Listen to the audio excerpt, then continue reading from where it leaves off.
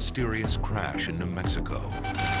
Flying disc has been found and is now in the possession of the Army. Today, the U.S. government says there were no flying discs outside Roswell in 1947. It has closed the case on the entire incident. But some Americans think the government isn't telling all it knows about UFOs. Dozens of eyewitness accounts. This is something that did not come from Earth. Hundreds of top-secret documents. On several of the pages, you can read 8 words. The rest is blacked out. The potentially damning evidence, not just of an alien crash, but possibly of a 6-decade government cover-up. Here it was in black and white. As I remember, it almost sent chills down my spine.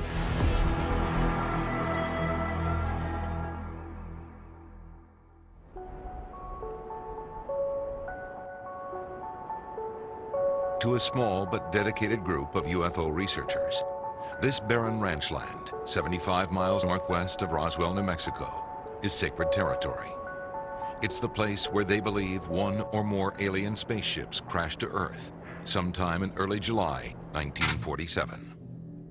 I think there was probably a mid-air collision that resulted in one going one way and exploding and dumping all the wreckage out in the debris field, the other making it down almost intact. Today, that crash, commonly referred to as the Roswell incident, is the stuff of legend. But we might never have heard of Roswell if not for a former nuclear physicist turned UFO researcher named Stan Friedman. After spending nearly 30 years investigating the incident, hunting down dozens of key witnesses and scores of top-secret documents, Friedman is convinced that the U.S. government is covering up a UFO crash. This is his proof. It begins in 1978, when after giving a lecture on UFOs, someone casually asks if he's ever met former military intelligence officer Jesse Marcel. Brilliant investigator that I am, I said, "Who's he?" I never heard of him. "Oh, well, he handled pieces of the wreckage in one of those saucers you're interested in." What? Friedman tracks down Marcel in Louisiana and first hears the fantastic tale about the day Marcel helped recover a real alien spaceship. There were just fragments strewn all over the area, an area about 3/4 of a mile long and several hundred feet wide. So, Jesse tells me a story, was in newspapers around the world, but he doesn't remember the exact date. And he tells me how they took the wreckage to Fort Worth, Texas, and he was told not to say anything. Friedman checks with the local Roswell paper, and sure enough, there it is. July 8, 1947. Roswell Army Air Force captures flying saucer. It was a big sensational thing. Front page headlines, not just the Roswell Daily Record, which is kind of a small paper, but in the West Coast papers, Los Angeles Herald Express, huge paper, and so forth. But there's a follow-up story, too. One day later, a report from the U.S. military that the wreckage isn't a crashed UFO after all. It's pieces of a downed weather balloon. But now, 30 years later, here's Marcel telling Friedman the balloon story is false, part of a cover-up by the U.S. government. One thing I was certain of, being familiar with all air activities, that it was not a weather balloon, nor an aircraft, nor a missile.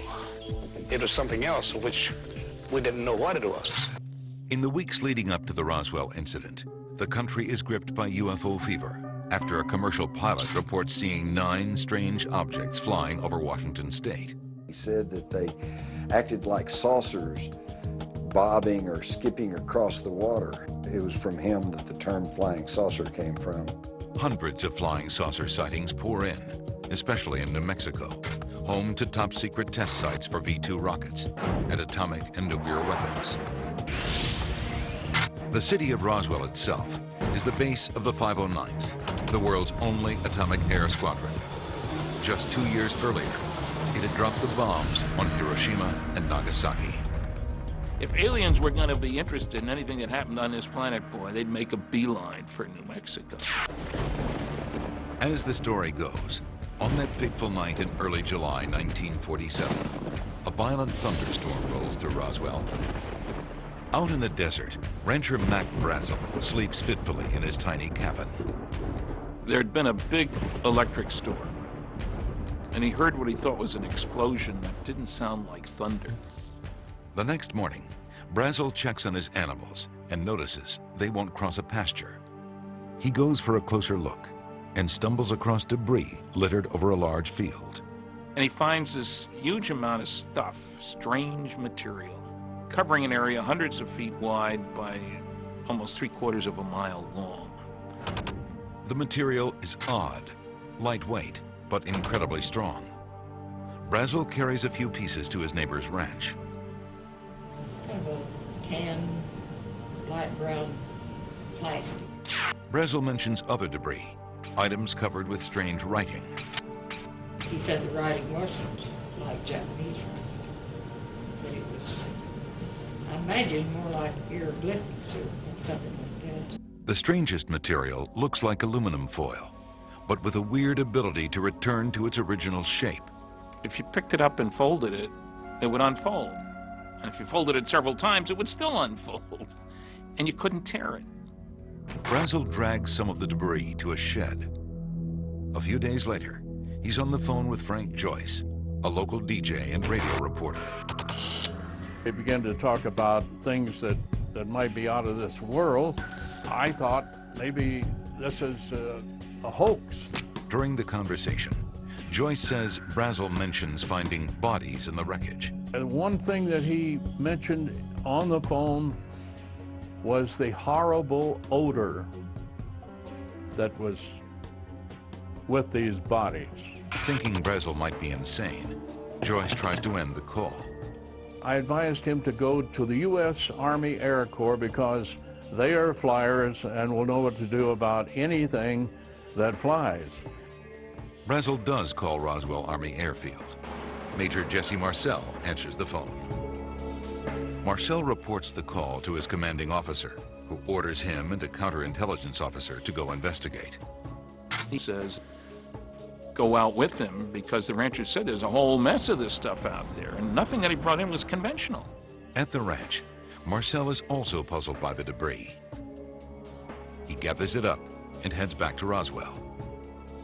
He's so excited by the potential discovery, he stops by his home after midnight and wakes his wife and 11-year-old son, Jesse Jr. He said something like, this is parts of what we feel is a flying saucer. Jesse Marcel Jr. is a doctor and colonel in the U.S. Army Reserves. He just got back from Iraq. He's writing a manuscript called Roswell, It Really Happened. Even though it happened many years ago, he still vividly remembers what his father showed him that night. I picked up the material and I noticed it had a very strange quality to it. It was very light. I didn't try to bend it or tear it, but I just kind of looked at it and just kind of wondered what this was. Marcel's father continues on to the base to report his findings to his superiors. The next morning, the base commander orders the public information officer to write a press release about the incident. He gave me exactly what he wanted in the press release, that we had in our possession a flying disc. The story hits the airwaves, creating an instant sensation. Headline edition, July 8, 1947. The Army Air Forces has announced that a flying disc has been found and is now in the possession of the Army. But almost as quickly begins what appears to be a government cover-up. From the time that story came out, I felt that someone somewhere was trying to stop every last word of this story.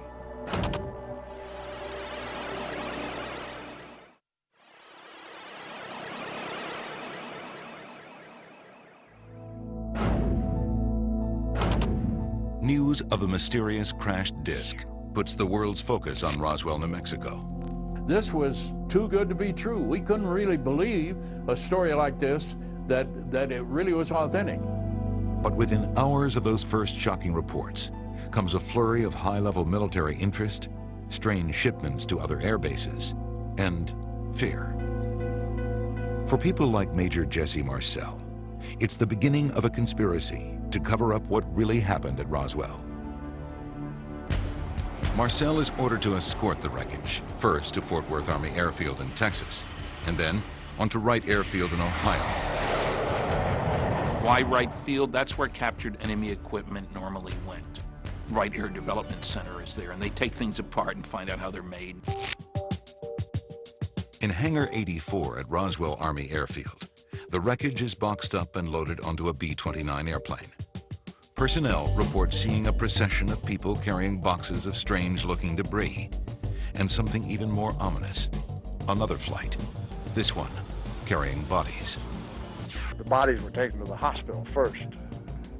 And supposedly then this is where the C-54 was brought and they loaded up and he flew from here. At about the same time, the local undertaker in Roswell receives a strange call from the base, asking about the availability of child-sized coffins and embalming techniques for bodies left outdoors. Later, he runs into a panicked nurse at the base who tells him she witnessed an alien autopsy. I knew the lady quite well, and she said, "Look, Glenn," she said, she was screaming, get out of here as fast as you can, because you are going to get in a lot of trouble." She describes what she saw in detail. The heads were very large. They were pliable like a newborn baby. The description of the bodies is pretty consistent by anyone who claims that they have seen them. Kind of grayish to grayish green with a large head, large dark black eyes. But it's the wreckage that would soon spark charges of a government cover-up. When Marcel and his strange cargo arrive in Texas, Brigadier General Roger Ramey, head of the 8th Air Force, is waiting to inspect the debris. The general asks Marcel to step into a nearby map room to show where it was found. When they return, the debris is gone, allegedly switched with material from what appears to be a common weather balloon. According to Marcel in his last interview, there were some wrapped packages there. He says they hid the debris from the photographers who came in, but what was in the picture was just staged. It was just, you know, it was just the cover story.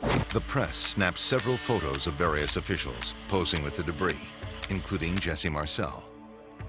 He kind of looks kind of sheepish, like, you know, "They're okay, guys, I'll hold it up here, but this, you know, this is not what I saw."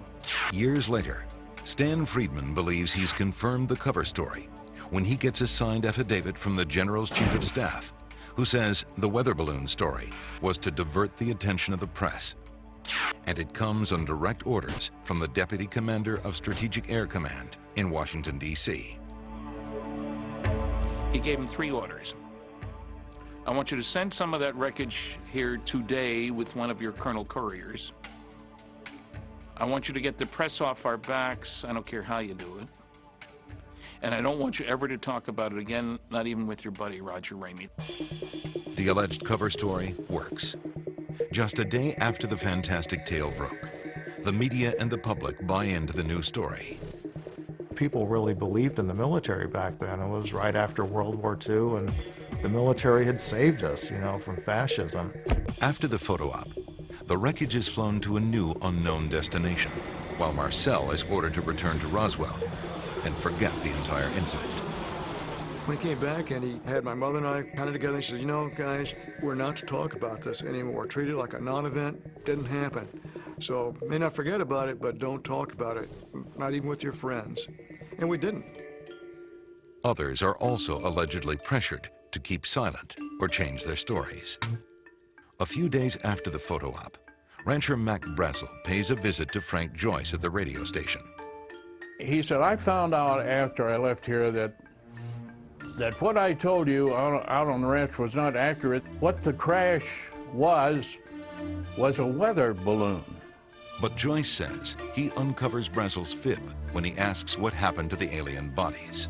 And I said, "You know, it brings up what people are talking about recently, the stories you hear about little green men." And in a quiet voice, he said, "They weren't green."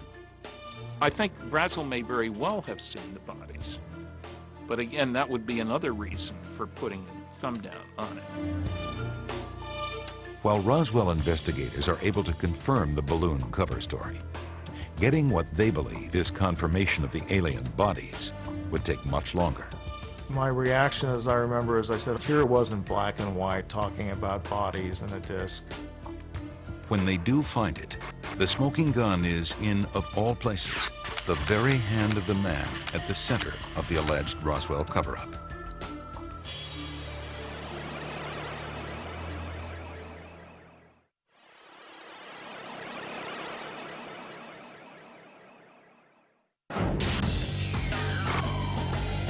After the debris from a crashed UFO is identified as a simple weather balloon, interest in the Roswell incident dies down and is soon forgotten altogether. But the principals in this drama, like Major Jesse Marcel, never forget. It was not a weather balloon, nor an aircraft, nor a missile. It was something else of which we didn't know what it was. Marcel's son remembers his father as adamant the truth was being hidden. I remember him saying later that he was part of the cover-up because he went along with the story publicly, but privately, he didn't.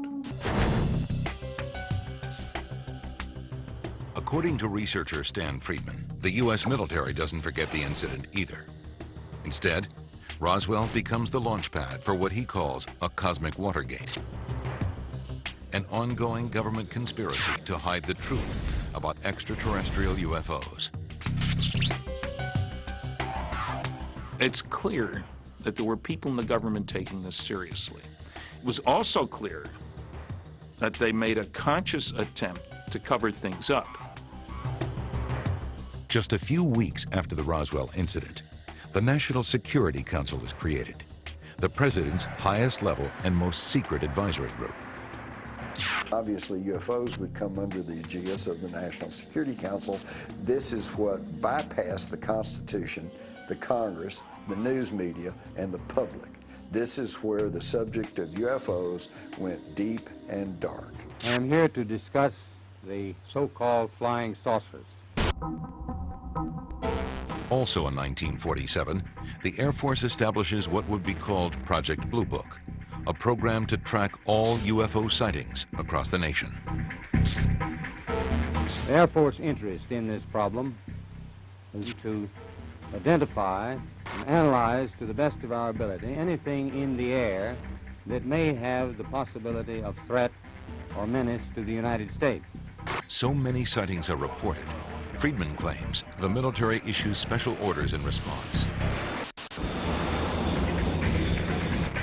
Air Force pilots were being ordered in 1952, summer, to shoot down UFOs if they didn't land when instructed to do so. And we have General Roger Ramey, by this time a major general and a primary actor in the Roswell story, saying we scrambled jets hundreds of times after saucers. The Air Force investigates more than 12,000 sightings over 22 years. To this day, 700 remain unexplained. But to Roswell's true believers, the real purpose of Project Blue Book isn't to find UFOs. It's to debunk the very notion of them.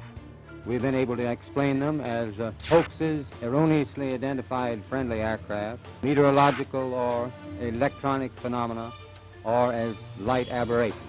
Everything that was reported could somehow be explained as the planet Venus, unidentified aircraft, satellites, or swamp gas, anything they could come up with.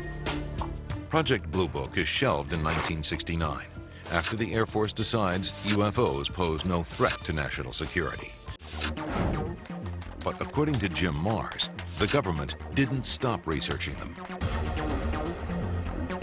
There have been literally dozens of documents pried out of the CIA, out of the military, and others that show that behind the scenes there is an intense interest in what these things are, where they come from, and what they're up to. Over the years, Roswell researchers say they've petitioned the government to release whatever information it has, with little success. We went after the CIA. We want all your UFO stuff. We don't have any UFO stuff. You do too. You do not. We argue. We go to court. The judge says do a search. They come back. Oh, gee, we found 900 pages of UFO materials. They said they had none. Even when documents are released, such as this affidavit from the National Security Agency, they're often highly censored. Eventually, we got it. The only trouble is it's about 80% blacked out. But why would the government hide what it knows about UFOs, and especially the Roswell incident? Friedman believes it's because the alien bodies are hidden away in secret government laboratories, and the wreckage is being studied for scientific advancements. For proof, he points to the revolutionary aircraft developed in the past 6 decades. Here's our fastest manned craft, the Apollo Command Module, and it looks like a flying saucer. Secret laboratories, engineering wonders. It seems unbelievable, unless you believe there really was an alien crash landing in Roswell. David Rudiak says he has proof of that. It's this 1947 photograph. This is one of 7 photos known to have been taken in the office of General Roger Ramey. The photograph is from the day the U.S. military identified the Roswell debris as nothing more than a weather balloon. In it, Ramey is kneeling beside the debris, clutching a piece of paper. Seems pretty unremarkable, until you look closer. The real prize is what Ramey is holding in his hand right here. And you can see as you zoom in that there's writing on this paper. Using a digital photo scanner to enlarge and enhance the document, Rudiak says he can make out the words that prove there was an alien spacecraft. This was a brand new use of the word disk. The flying saucers or flying disks, and the terminology had been around for less than 2 weeks, and so the newspapers, for example, often enclose the word disk in quotes. Then, in the same paragraph, a shocker. The real key to this message is this word right here, which the initial group identified as being the word victims. Rudiak deciphers more of the paragraph. They had the victims, they were going to ship them, I believe, to the chief medical officer at Fort Worth. And when it's all strung together, Rudiak believes the document is nothing short of a bombshell. They'd found a disc, they'd found victims, they were shipping the victims out, and then they were going to cover it up. So is it all really true? The debris, the victims, the cover-up. Is this the long-awaited proof that an alien spacecraft did crash outside Roswell? The U.S. government has looked at the same evidence and come to a much different conclusion.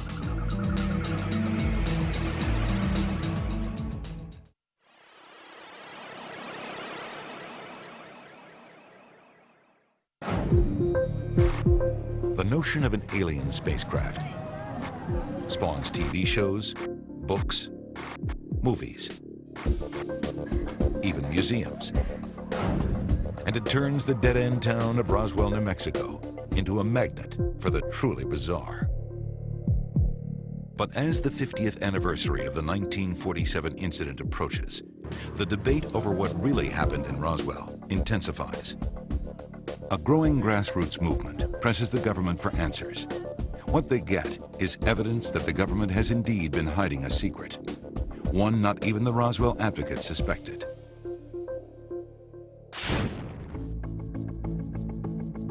In 1993, Kent Jeffrey decides to join the Legion of Amateur Sleuths, hoping to find the truth about Roswell. Before I knew it, I was in it up to my neck. Jeffrey had spent a lot of time in the skies, a commercial airline pilot for 30 years, with a love of space and a fascination with UFOs.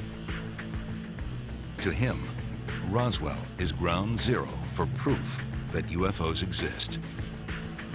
I figured that if this incident had really happened, it was worth pursuing. It would have been the story of the millennium. Jeffrey has a special connection to Roswell. His father was an Air Force colonel who worked with the commander of Roswell's 509th Bomb Group. Jeffrey soon learns of witnesses who claim to have seen the strange wreckage and tell stories of alien bodies. I was told by one of the Roswell authors and researchers about a number of secret witnesses who were afraid to come forward because of government reprisal. And that's when I figured, well, something needs to be done about this. His first step? The Roswell Declaration, a worldwide petition signed by astronauts, scientists, and members of the military. 20,000 people in all, calling on the government to tell what it knows about Roswell. Jeffrey gets help from a New Mexico congressman who is also pressing for answers. The information I want is for the government to make public all of its records about the Roswell incident, or if those records have been destroyed, explain who destroyed them and under what authority and when. Under pressure, in 1994, the Air Force assigns Lieutenant Colonel Richard Weaver to head an inquiry. Weaver says he left no stone unturned and found a startling secret. We went back through all the records starting at that time, looking for plausible explanations for what may have happened. We considered a nuclear accident, we considered an errant missile crash, we considered airplane crashes, and we considered, quite frankly, the possibility of an extraterrestrial event that the government just had not owned up to. In his 1994 report, Fact versus Fiction in the New Mexico Desert, Weaver did find something the government didn't want people to know about. Something he now believes is the truth about what happened that night in 1947. If there's a cover-up, the report says, it's not a cover-up of a flying saucer from outer space, but of a top-secret military project codenamed Mogul.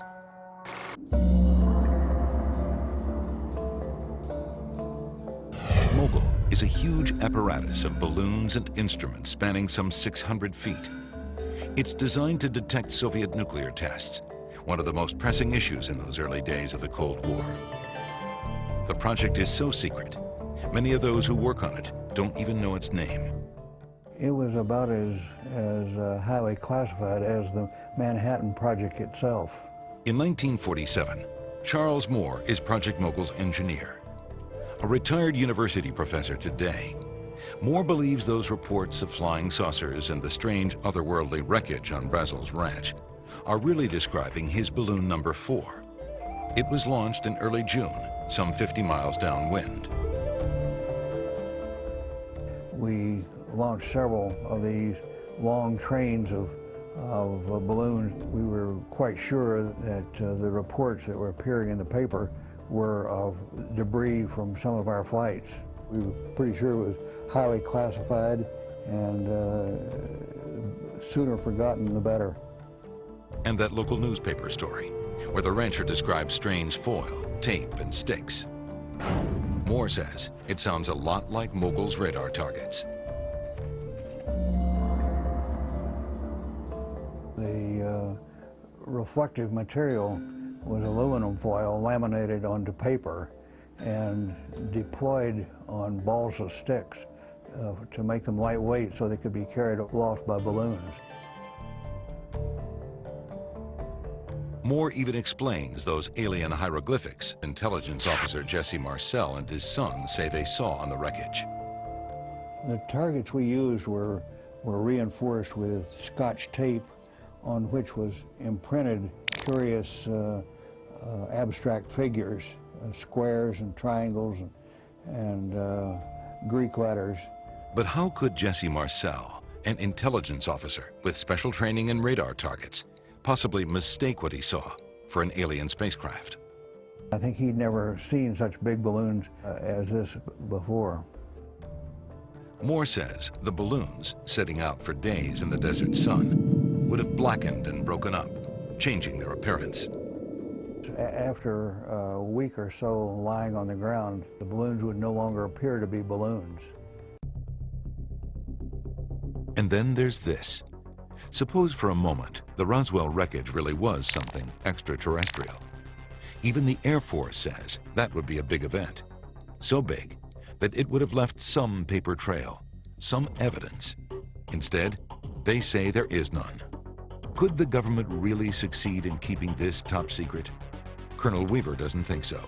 Somebody would have to change literally thousands, if not millions of records, such arcane things as flight schedules and manning documents and all sorts of routine things to eradicate the fact that something important happened. The Air Force also examines that photograph, the one with the memo in General Ramey's hand. Roswell researchers claim they can make out the word victims, but government analysts say they can't read a thing. Kent Jeffrey is starting to have serious doubts about the Roswell story. Driven to uncover the truth, he goes over the case again. At long last, Jeffrey thinks he's found what he's after: proof.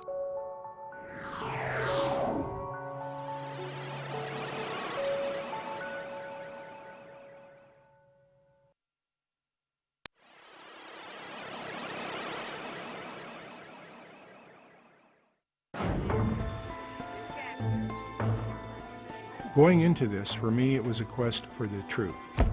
By 1996, Kent Jeffrey has spent 3 years investigating the Roswell incident without finding definitive proof for or against it. Like so many researchers before him, he's stymied by contradictory evidence, some pointing to a government cover-up, some debunking it. Then, Jeffrey stumbles across declassified notes from a 1948 Air Force meeting, just a year after Roswell. In it, a top intelligence officer calls the 1947 wave of UFO sightings a phenomenon that can't be laughed off. It seems a tantalizing clue, until Jeffrey reads what the officer says next. And I quote, "I can't even tell you how much we would give to have one of those crash in an area so we could recover whatever they are." Far from confirming the existence of alien craft, the colonel is merely hoping such things exist and wishes he could get his hands on one.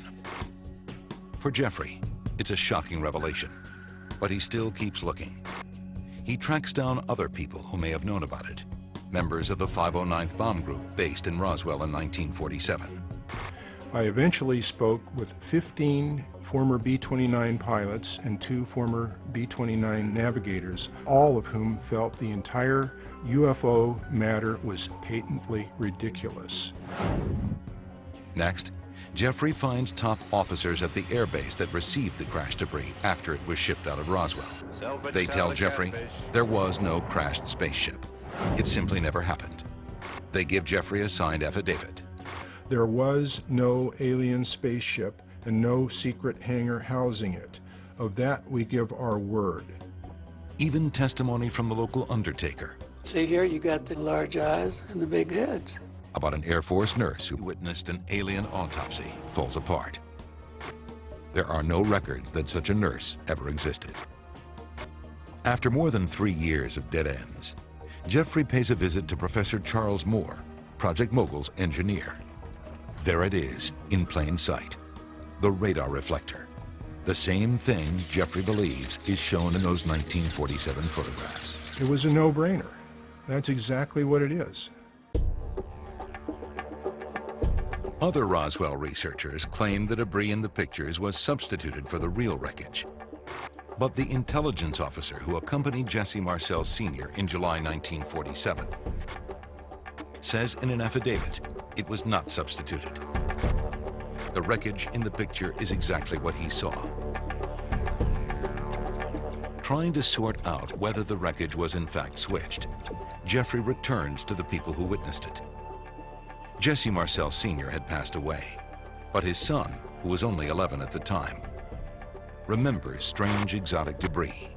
It was very light. I didn't try to bend it or tear it, but I just kind of looked at it and just kind of wondered what this was. Jeffrey wonders if there's anything more. Hoping to find his answer, he turns to hypnosis. I'm just going to do one other thing. I'll touch your wrist for a moment. And, He wants to use the technique on Colonel Jesse Marcel Jr., who saw the debris his father brought home from the crash site. Maybe Marcel will be able to remember some more details of what his father showed him that night in July 1947. Marcel agrees. let yourself be there now. Jesse Marcel Jr. is probably the most important living witness to the debris. I held it up like that so I could see it better with the light. I remember holding, light was up here. If the hypnosis could have brought out some previously suppressed information in his mind regarding exotic material, then there would have been a reason to be optimistic that maybe there was something to all of this. The hypnosis is a bust. Marcel does not come up with any new information. I wish I could just drag it out. Jesse simply remembered what he had already remembered consciously. A few pieces of foil-like material, some plastic or bakelite material, and a short beam with some unusual markings on it. That only reinforces Jeffrey's theory that what Jesse Marcel Jr. saw on his kitchen floor in 1947 were the remains of a radar reflector from Project Mogul. That was the final nail in the coffin of the crash saucer scenario for me. Kent Jeffrey may be convinced that the Roswell incident was nothing more than a crashed Air Force experimental balloon. But other Roswell researchers aren't so sure. Project Mogul, they say, is the cover for the alien crash. The so-called secret project was not nearly as classified as the Air Force would have you believe. They actually had some launches where they just let them float down in the desert. Doesn't sound very classified to me. You don't let highly classified things just float down in the desert where your enemies, spies, can look at them. And the basic materials used in Mogul, like paper-backed foil, would never be confused for an alien spacecraft. You can go down to the grocery store and buy a Hershey bar, and what it's wrapped in is the exact same material that the radar targets are made from. So nobody would have been mystified by this. And then there are the famous photographs. Jesse Marcel Jr. insists the material in the picture is not what he saw. It was not the same. It's not at all. Roswell researchers say there's one explanation. The government switched the debris. And they believe there have been other suspicious doings as well. Jim Mars points to this 1995 GAO report. They came up with no document stating that it was a saucer or there were aliens, but what they did find was that all of the communication records in and out of Roswell between 47 and 48 had all been somehow misplaced or destroyed. In 1997, the Air Force releases yet another report, this one called Roswell, Case Closed. Air Force officials hope this will explain once and for all any doubts about alien bodies. Bodies observed in the New Mexico desert were probably test dummies that were carried aloft by U.S. Air Force high-altitude balloons for scientific research. But there's a problem with this explanation. Air Force records show that test dummies weren't used until 1953, 6 years after the crash at Roswell. Colonel, how do you square the UFO enthusiasts saying that they're talking about 1947, well, you're talking about dummies used in the 50s, almost a decade later? Well, I'm afraid that's a problem that we have with time compression. I don't know what they saw in 47, but I think over a period of time they began to lose exactly when the date was. And there were lots of dummies dropped. Well, obviously not all the dummies crashed at Roswell. So is it really case closed when it comes to Roswell and UFOs?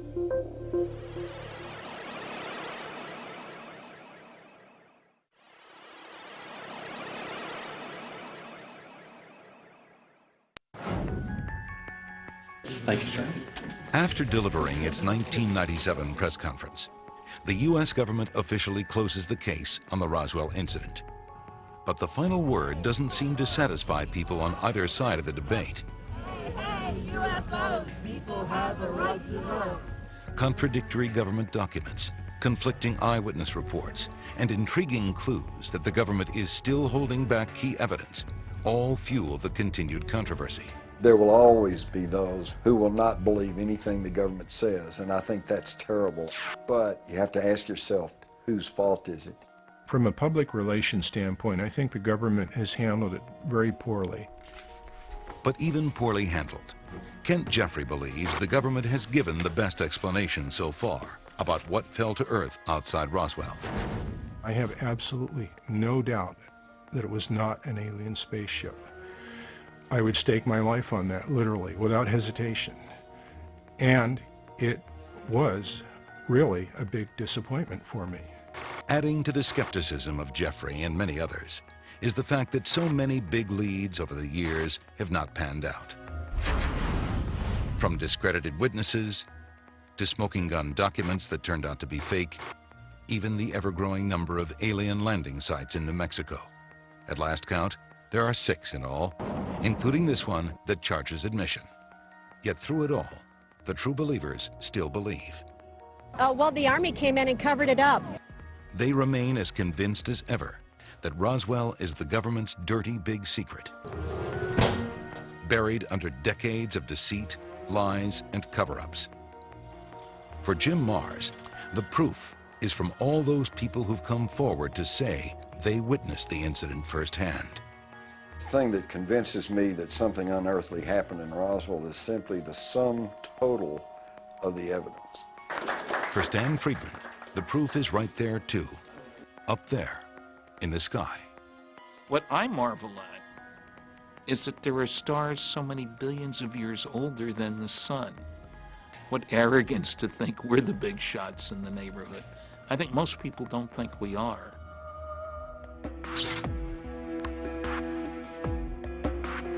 Today, many years have passed since the Roswell incident, and the search for proof has become a race against time. Frank Joyce, one of the few remaining witnesses, is 82. July 8th, 1947, I'd say that's pretty close to the beginning. Joyce still keeps the original wire copy from the incident in his Roswell file to help keep the memories fresh. Originally, my idea was to prove that it did come out officially on the United Press wire. For a while, I actually thought that people might think I made the whole thing up. Not so. In December 2005, Walter Haut, the man who wrote the original press release that sparked that wire story, passed away. But he's left behind a legacy. In 1992, he started Roswell's International UFO Museum, along with the mortician who claims he ran into the nurse who saw an alien autopsy. Are you friendly? The museum has become a mecca for believers, skeptics, Everything's just a fraud. and everyone in between, drawing more than 2.5 million visitors since its opening. It's 200 miles from anywhere. Albuquerque, Amarillo, El Paso. So if they're there, it's because they want to be there.